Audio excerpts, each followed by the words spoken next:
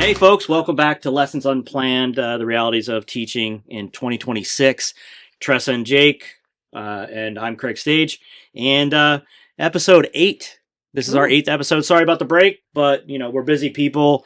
Unfortunately, our day jobs keep us day jobbing. All the time. All the time. Yeah. I got a few questions for Tressa and Jake today. We're going to talk about cursive writing, mandatory recess, and then maybe dive into grades and are they inflated, which is a topic I saw in a paper the other day, that grades don't represent nothing, that they're being inflated and things like that. So one thing that we're teachers and administrators in Pennsylvania. If you're watching outside of Pennsylvania, maybe you'll learn something inside of Pennsylvania. What's your opinion on some of these things? Let's find that out. Cursive writing is now required.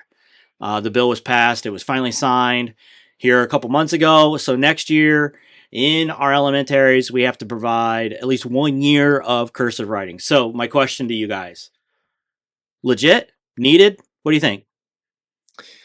I think you can go first. I think it is hilarious. Why, Jake? That they had to make it a law. Because we have state standards and we have all those things and the guidelines that we have to follow in the Department of Education. I think it's just a massive political move to garner support for the older generations that love cursive, first of all. So I think it's more of a game. But other than playing on people, they're for votes. Is it necessary for our students to work on their handwriting? Yeah, because at some point, technology isn't going to do it for you, and you're going to have to sign something. You're going to have to do that, and you're going to have to write something down and take some notes quick because something's not working. Oh man, I want to disagree with you in the worst way on that, but I get it. I get it. And at school superintendent, if the state comes down with something, and I'm a commissioned officer, and I'll do this with all of my heart and all of my energy to make sure that happens. But I'm a little cynical, and I get it. Cursive writing is necessary for hand-eye coordination, maybe even stimulate creativity, and you got to sign a check. But I also will point out, like, it's 2026. Yeah. I don't know about you guys. I sign my name in cursive on things that for school, but outside of my job, I don't sign nothing. I don't sign a check. Everything's digitally signed. I even signed my mortgage digitally. Mm-hmm. Yeah. And that was in, I don't know, 13 years ago. Yeah. Mm-hmm. I didn't even sign it with pen. Yeah. But what do you think, Tressa? You're the one that used to be an elementary teacher, not a middle school teacher, was a high school teacher, back to elementary teacher. Yeah, I done it all, first of all, and I've had 87 kids, so right. I mean, I understand. Where's your shoe, old Mother Hubbard? Right, I understand the idea behind what you're saying, Jake. Totally agree. I'm a history teacher. History, how are you going to read the historical documents if you can't read cursive, right? Everybody says that. Okay, yes, that's a real thing. Like, there are kids that cannot read our Constitution unless it's typed up and printed out because they can't read cursive, which, okay, fine, that argument. But what I will say is I have had children go through the public and private school system where the public school system did not teach cursive and the private school did. Mm-hmm. And the two children that went through the Catholic school who learned cursive writing in 1st and 2nd grade, their patience for things is vastly greater than the other kids. Their ability to pay attention to detail is vastly greater than what my other kids have been able to do. Their organization methods, their fine motor skills, all of those things that you want your child to have that are very mindful and take time and take perseverance and take practice over and over again, they have those things. And my public school kids don't, because from a very young age, I mean, 1st, 2nd grade, they were learning cursive. Mm-hmm. And I remember when they got their writer's license from the nun that was teaching them how to write cursive, that was like a huge day for them. The Pennsylvania State Department of Writing sent them their writer's license. What? That was a big deal. Right. And it's making a big deal of things that are helping them to build who they are in so many other ways. Right. So there's so many things that it's out. So if we look at, bring somebody in, and then the psychology side, and tap into the brain. And I would love to see from them to do a longitudinal study of students that have had this versus students that haven't, and then let's see what's firing in the brain neurologically when they're doing it versus not. And because I think, like, I agree with what you said in so many ways, because what we think of as, oh, well, this is just a writing thing, and with technology we don't have to worry about it. Yeah, but there's so many things that we do them because of the cognitive response, because of the discipline that it requires, because it's teaching so many other things in school that that are more for them in life rather than in the paper that's right in front of them. Right. We don't teach Latin anymore. We don't need to read Latin, but I mean, my mom did, but it's okay. But there's still a lot of other things. Ask my oldest son. Ask him. Next time you see him, he's 27. Ask him now. That's 27. I'm telling you. Ask him now. Wow. Do you remember when your mom used to make you erase because it wasn't perfect? Right. And there were tear stains all over the paper because he hates this and I'm not doing it, right? Mom, you're so terrible. But he learned how to form those letters correctly. Yep. Yeah. Later on, when he had to redo a report, he knew I wasn't messing around. And so when the work got harder, he knew that I was going to follow through with it. So he might as well do it right the first time. Well, I think that cursive writing, like, and I'm being a little, like I said, cynical, maybe a little sarcastic. I live with a third grade teacher. We've learned not to talk about this a little bit. I just get frustrated. Like, you didn't have to tell us. I mean, we still do it pieces and parts, and we've had it. And well, it's just for us. We're going to refocus. We're going to pick a grade level, make sure we commit to it. But I just find it, like, maybe Jake, I'll agree with you on this. Like, I don't think we need a law to tell us to do these things. Right. And I think that's where I get frustrated, because I feel like we're mandating our way into a hole that we can't get ourselves out of. And we talk about local control and autonomy, and we should be identifying things our kids need. But I just felt like this is crazy. And I actually made a joke at a meeting. I said, I would like to petition Pennsylvania legislation to bring back the abacus, because I think that's going to be important. Yeah. Hey. But more power to and I'm going to tell you, there's somebody who's going to say, yeah, it has all these extra skills you can learn. Waiting for you to say that. And it's just like, yeah, I know. And it's just like, oh yeah, they're dying for that one. But then I get it. But we have so much to do in a day. And this, I'm not saying this is not a value for students, but I feel like we do a lot of things for students, but it's just another additional thing our teachers are going to try to we're not cutting out the time in the day. We're just meshing it and adding more to the day. That's one of the things that it hurts my heart a little bit, because I'm always trying to find ways to make the job a little easier. And I'm not necessarily sure we did that for one grade level so far. I mean, I was thinking about when I was a kid, I would copy from the board, right? Yeah. Those skills I learned when I was practicing my printing and my handwriting. I learned how to do those things. I learned how to copy. I learned how to be a student almost because of that. Yeah. Our kids don't get that. No, I definitely did not learn patience from writing cursive. Well, because I nearly failed it. But Jake, I've seen you write in cursive, and I can understand your frustration. Yeah. Some kids are not meant to be cursive writers. That's supposed to be cursive writers. But yeah. One of the things that is like, so like every time the Pennsylvania adopts or announces their school budget, there's always these little laws and changes to school code that are kind of like weaved into the Pennsylvania budget. And one of the things that we've been made aware of is that they want to create, there's a bill that's attached to the budget, or will potentially be. You never know what happens before June 30th or whenever they decide. Or whenever, laws don't matter to them. Dates don't matter. Yeah. Right. That there must be at least 15 minutes of recess for all students K through 12. Is it per grade, per time in school? Yeah. Like if for every 3 hours you have to have 15 minutes? No, it's just 15. Not 15. like the workman break or something. No, it's not like your local, That's what I was IEW workers, whatever. Right. I get my mandatory, or even see some unions are like, hey, we get, every 2 hours we get a 15-minute break. Is just 15 minutes period. It's a minimum, I think. And I've not read extensively on it, but I was driving home and I was like, golly, what's this? Like, they're going to make us again, another thing. Like, we do recess, and we're a K-12 school district, and we have elementary, middle school, and high school. So K-8, elementary to middle school, 9-12 is our high school. And we do have recess. for Mhm. kids all the way up to 8th grade. And in fact, we have 2 recess times for K1 and 2. K1 and 2. K1 and 2. So I was just like, okay, Jake, what are you going to do for recess at the high school level?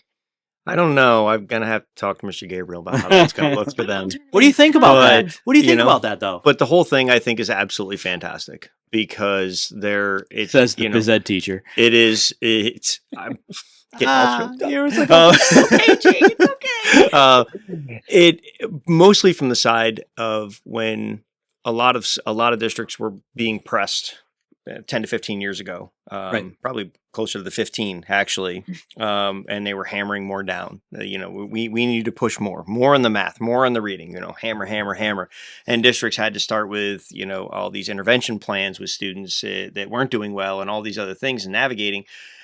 I mean, it's what I teach, but I was a kid that I couldn't sit still. I couldn't sit still. I got sent to a psychologist. I got sent to, everything. They were testing me and they're like, there's nothing wrong with him. He just doesn't I was one of those kids that drove teachers crazy, some of them. But when I finish this, because I'm going to understand it, don't make me do 50 more problems to make me understand it even more than I already just did. But that component of getting me up and getting that, if you want my attention back, you need to make me burn this off because I'm ready to go. Yeah. And I spend all my time still as an adult till dark outside. I'm moving all the time. And that's our kids. That's what we're geared to do. And, when you look at the science behind the way the brain works, if we sit these kids for too long, the brain can't create the memory we're trying to get them to make in that time. Yeah. They have to have that break. Do you remember, oh my gosh, this makes me feel really, really old, but there was an educational training. It was Harry Wong, and he was all about chunking everything into 15-minute segments. Yeah. LFS, Learning Focus Schools, is big about chunking things Chunking, in the segments. And, it's so true. Like, I taught in a block schedule Oh, where it was yeah. 80 minutes. Yeah. And, you every 15, if you shifted to something else, like another topic, it was almost like it wasn't like you got up and walk around, but your brain shifted gears and it gave you a chance to refresh. And I will say this. I don't need this to be a mandate, but I totally agree with the idea that even as adults, when we have had enough of concentration or we've worked really hard, we get up and walk around our office, or we like some people walk on their lunch breaks and everything like that. We got to give all kids a chance to see some sunshine. Don't even get me started about checking out what fresh air feels like once in a while, or just in plugging into something they want to do for a few minutes. You need that mental reset. So recess could look a lot differently for a lot of people, but You want creative thinkers? Yeah. Send them out to the playground with nothing nothing but each other, because then they're going to create games. Yep. They're going to play together and they're going to make that up, and that carries through. Oh my gosh, tomorrow you're going to be this and you're going to be that and we're going to do this and we're going to do that, and they're so fired up about it. And they just made up this entire game, and then they incorporate other kids and they have all these things, and it's fantastic. Conflict resolution. Serious But brain activity. We just interviewed, and Tressa, I will get to you. You're right? good. Do you have an opinion on recess? I do. I have a big one, but you keep going and then we can get to it Did later. you steal her opinion? You didn't. Did you steal her thunder? No, you didn't. No, if it's different, we're going to fight. Yeah, It's not. I interviewed everything. I interviewed a teacher who's retiring. Mhm. All right. And he, 33 years, you pick up on some things. And one of the things that stuck with me was we do not let kids be bored enough. I agree with that. Yeah. Because he said, we were kicked out. And we had to create, and we had to be creative, and we had to develop relationships. We had to make friends. We also had to handle conflict and settle it. 1000%. Because we weren't allowed back in the house, right? So we had to figure it out. Yeah. But he said it in a way that made sense to me, and it nailed it. And I was like, yeah, spot on. I was in a number of teachers' classrooms, and not throwing anybody under the bus about anything else, but their break stations and stuff for the kids were all structured. Yeah. And I'm like, you're not creating creative thinkers. Like, this is not how this is not not how that works. Right. And they're like, what? And I said, you give them a basket of blocks and let them just do their thing. Mm-hmm. Who cares what it is? Right. It's their thing. Right. Yeah. It'll grow from there. But everyone's going to grow at a different pace. Right. With the whole thing. No, it's true. Beautiful part of it. It's true. Tressa, your thoughts on recess? I mean, being a former elementary teacher, high school, elementary, middle, back again. Everything. Right. What do you see? So, a couple things. First, I think that, unfortunately, our society is geared towards a minute and a half to 2 minutes, and then you scroll. And if you don't like it, you click scroll and you keep scrolling, right? So kids have that time span where their attention is there. Right. And I've said this before. When we were kids, if you remember, we watched TV shows. You had commercial break. You had to get back to, go to the kitchen, get your drink, go to the bathroom, get back before the commercial break because you're going to miss it. You had literally 3 minutes of commercial break. Yeah. And that was your break. And then you'd come back and you were focused for 10 more minutes to watch the 10 minutes of the show. And then you got another break, right? Yeah. That's how, to me, that was how it was when I was growing up. And then when the show was over, you went outside and played. That was it. You got one show. That's what you got. Yeah. If the antenna was focused. Right. Yeah. Well, right. When the snow wasn't showing up. Living in the hills. 4 channels we had, right? Yeah. But then we now, as a society, have that scroll thing where if the kids don't like this, they'll keep scrolling. They don't like this episode. They don't like this show. They don't like this TikTok. They'll scroll. Yeah. Where if they don't like this app, oh, don't worry, I have 6 others. They'll click a different app. I don't like this. I'll click a different one. They have so many options at this point that they're overstimulated and they need less because that's where they're getting their anxiety from, right?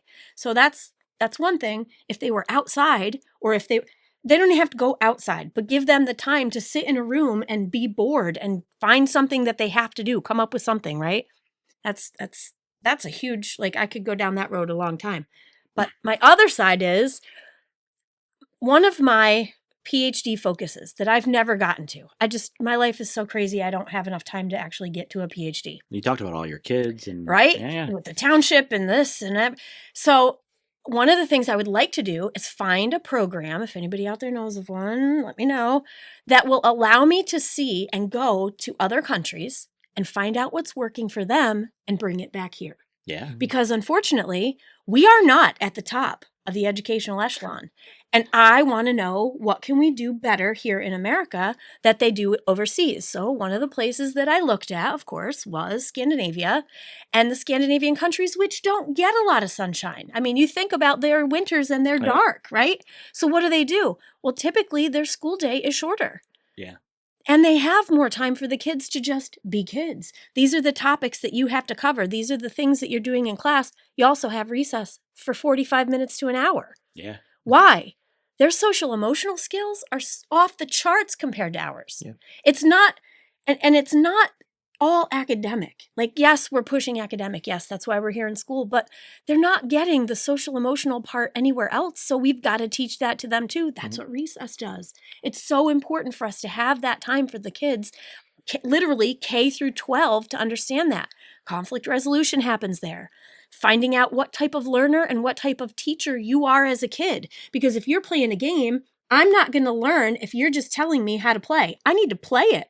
But I figured that out because I had to sit through 4 or 5 of my friends trying to explain the game to me. Do you know what I mean? I didn't know what an offsides in soccer was until I had to know because my son's out there playing and I want to know why he keeps getting called offsides. Coach gave up on explaining it to you. Right. But those are the things that's important for these kids to have. I mean, it really is. And we don't do a good enough job of it. So honestly, education needs to turn to recess.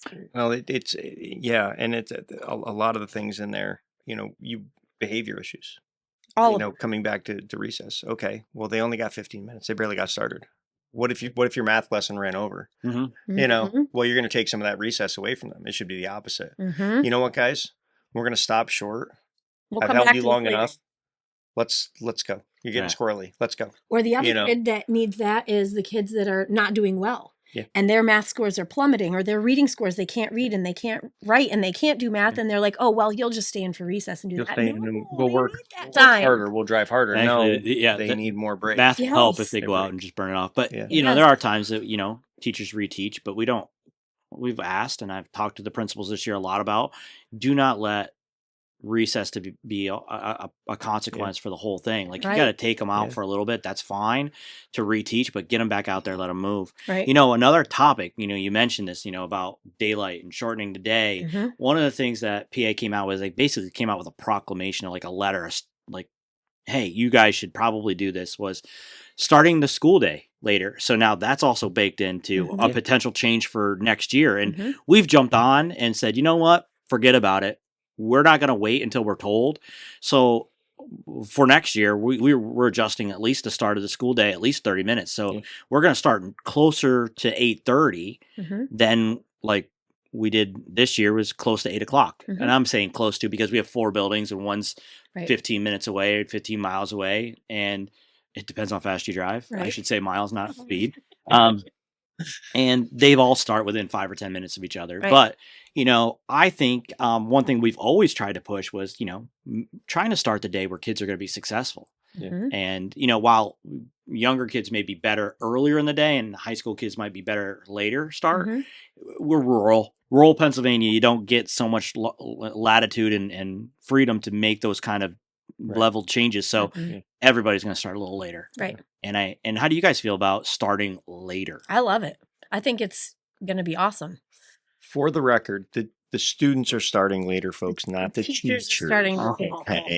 Here All we go. right. Here So we go. you're still getting your full day out of us, okay? They're not changing your contractual day. Oh but my yes, gosh, yes. teachers Yeah, will I heard that. actually- Oh, they're making it easier on you? I'm like, oh No. my God, yeah. No, yeah, No. yeah. We still And have we to only be- have 5 kids in every class. Darn it, we do. Oh, yeah, joking. but 500. no, I think it's fantastic, and I think one of the biggest hurdles in education for not necessarily the Department of Education, but for school districts is getting away from the mold, getting away from what other school districts are doing, and looking and saying, all right, what's going to work best for our population, Mhm. and stepping outside of what they're doing somewhere else in Pennsylvania or somewhere else in the country and saying, you know what, these are best practices in a rural country here, and their kids are doing phenomenal, and that really reflects our area and our kids. Let's try this. And that's hard because that's dark water to step into. Yeah. Sure is. Even if it looks safe, and you don't know what the result's going to be for 5 to 10 years Right. because it takes that long. Yeah. But You know, nobody, and then will nobody you else, change again? nobody else understands that, No. except educators get it, but Yeah. parents don't get that. And why it's not working. This is not working. You don't know that. You're not seeing the whole. You're Yeah. not letting us go through the whole We process. started that program last year, and look at their scores this spring. Oh. Right. Right. You're That's right. not how it works, folks. Well, you know, that is definitely something that, you know, stresses me out at times, is the feedback when we don't give it the time and effort to collect enough data to see if something's actually working or not. Mhm. And sometimes we pivot because we're being told to pivot. Right. We've always really wanted to dive into starting the school year a little later, but we are connected with other school districts and other Mhm. programs, and you know, it just was really, really hard. And now we're going to be starting close to 8:30, and teachers are going to start at the same time, Yep. earlier, Yeah. maybe a few minutes earlier, because they're going to do their, you know, collaborative work Yeah. and they're planning 7:45. earlier Yeah. in the day. Yep. So, Yeah. which may help. I don't know. Mhm. We'll find out. Thanks, great. Yeah. But the reason why I really said, I don't care, we don't need a mandate, we got to do this. We pick up, I think, we are 189 square miles, right? Mhm. We have 4 buildings. We have one elementary school that's 15 miles away. And our first kid being picked up in the morning right now is elementary kids, and Mhm. it's 6:32 in the morning. That's not okay. They're getting on a bus. Yeah. And so I was like, you know, I get it that, you know, parents work, because I've already gotten some feedback. How dare you? Don't you understand we work? And I'm like, I get all of that. And I would love to make decisions that meet all of the parents' needs and desires. But unfortunately, we have to make decisions on what's best for all students. And sometimes we have to eliminate the adult. I think the adult benefit to this, Right. and make sure that we focus on the student benefit. So knowing that, that's when we were starting to pick up kids, I was like, even elementary kids, that's too early, Mhm. you know. And then school doesn't start till 8, Right. and They're already needing to take a nap by the time they get to school. and it's a 70-minute, because sometimes we have kids sit on a bus and we don't let them off the bus for a few minutes, and we do Mhm. let them in a little early to get breakfast, and Mhm. We got to do more things about all that. So, but You know. that was really a big decision maker for me. I was like, yeah, we got to do this. Read the Right. stories about the bus drivers that forget about a kid because they slept on the bus. Yeah. They fell asleep. Why? Because that kid was up at 5 o'clock in the morning Yeah. to catch the bus. Right. But I think one of the other big shifts that has to happen in the U.S. is, you hit it. It's with parents. As soon as a school district makes a decision that's in the best interest of the child and they start to go against it because it doesn't fit their schedule, we also have to consider employers. Yeah. The education in order to produce great employees and in order to produce a great workforce and in every profession that encompasses what drives our economy and our country, the businesses have to get on board with families who are raising kids and our next generations, because the school districts are constantly fighting this battle with parents, and it's work and it's this, but that doesn't match what's going to help us educate these children. And you see a lot of other countries, it's not that way. They're not fighting that. Because they start work later. Yeah. I mean, in London, Their work days we are were in completely London, different. They start work at 9. Kids go to school at 8:30, meaning they leave for school at 8:30. Right. Yeah. Yeah. And yeah. and that in the US is just I think across the board, in the 50 states, it's a huge battle. Yep. And doesn't matter what change you make, the loudest people are that 1%. This doesn't fit me. And they jump on social media with all the other people that it doesn't fit. Now they feel supported. Oh, for sure. Right. Yeah. No, I think that's one of those things. So, yeah, well, I'm very curious to see how things shake out with next year, right? Yeah. One of the other big topics that I don't know if I saved the best one for last, but the one that's probably going to cause the most anxiety is a bell-to-bell, from the first bell to the last bell, ban on cell phones. So that's another one cooked into the budget. School change for next year in Pennsylvania. New York already adopted this. I think Florida might have adopted it. There's a couple other states that have adopted this. But yeah, it's sitting right there, and it probably be tied into the school budget for next year, is a bell-to-bell ban on cell phones. Yep. I think it's fantastic, and I'm going to tell parents right now that if something happens in a school, you are going to be the last person that they let anywhere within a vicinity where the emergency services will form a barrier, and you will be one of the people that is causing a blockage of getting more emergency vehicles and personnel to that facility. School districts have plans, and they're probably better than the one you just came up with while we were listening to this. 10 of you. Thank you. 10 of you. And the best thing about a plan is that it's going to be fluid, and it's going to change as we see things, and we train these things all the time. And I hear this from parents: well, I can't get a hold of my kid because of this. Yeah, well, we have rosters. We know who's in our building. We have all this stuff in place every single day, every class period. We are taking attendance. We are monitoring that. Teachers are trained to make sure that, and we work with our kids, especially at the high school. Doors are locked. Don't let people in. All those things. So their thought is, well, it's for my safety. You feel safer because your kid has a phone. It doesn't make them safer because they have it. All they're going to do is cause more problems. Right. And some of the things that we've seen in some of these issues is, a kid that's part of it can communicate with other people that it's happening with. And we've sat through sessions with experts and all these things. Yeah. And the other side is I'm going to say 98% of the problem, they're not using it for anything productive. They just aren't, where we validate it because as an adult, well, I have one, well, I'll let my kid have one. And then they let it have them at a younger age and all these things. But the destructive nature of what's going on in their brain is beyond. I mean, it is literally a withdrawal if you take it from the kid. Right. And it's huge. It is huge. And hopefully we get them past the first few weeks.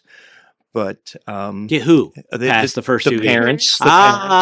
Yeah. So we did this. Remember, we did the whole disconnect to reconnect. Yeah. All right. And we we still went out fight and it told every day. everybody, like, hey, we're gonna take a much more proactive stance on limiting cell phones in school. Yep. And we as a district got more inquiries from parents, not about like anything other than, I need access to my child. No, you don't.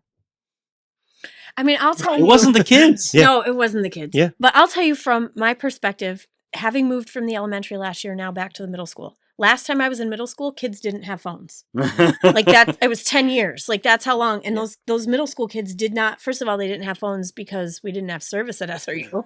But also they just didn't, it wasn't the norm. We still don't. Right? No, I know. Just asking. It wasn't the social norm to have kids have phones who are middle school kids. Now they have phones. I get it. It's whatever. But I will tell you, I was very pleasantly surprised by the amount of students who do not have their phone in the middle school, do not have their phone. It's either in their backpack, it might not be shut off, but it's silenced, or it's in their locker, and they ask, I just had softball practice canceled. Is it okay if I text my mom and let her know that I'm going to ride the bus tonight?